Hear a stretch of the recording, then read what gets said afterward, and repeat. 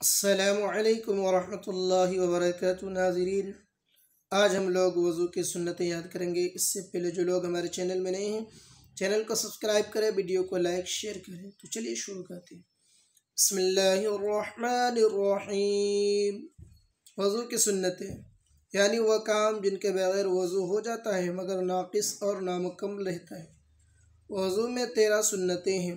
Number 1 نیت کرنا، number 2 بسم اللہ پڑھنا، نمبر 3 پہلے 3 بار دونوں ہاتھ گھٹوں تک دھونا، نمبر 4 مسواک کرنا، نمبر 5 3 بار کلی کرنا، نمبر 6 3 بار ناک میں پانی ڈالنا، نمبر 7 داڑھی کا خلال کرنا، نمبر 8 ہاتھ پاؤں کے انگلیوں کا خلال کرنا، نمبر 9 ہر عضو کو 3 بار دھونا، نمبر 10 ایک بار تمام سر کا مسح کرنا یعنی بھیگا ہوا ہاتھ پھیرنا، نمبر 11 دونوں کانوں کا مسح کرنا، نمبر 12 ترتیب سے وضو کرنا، نمبر 13 مسلسل وضو کرنا یعنی ایک عضو خشک نہ ہونے پائے کہ دوسرا دھو لے۔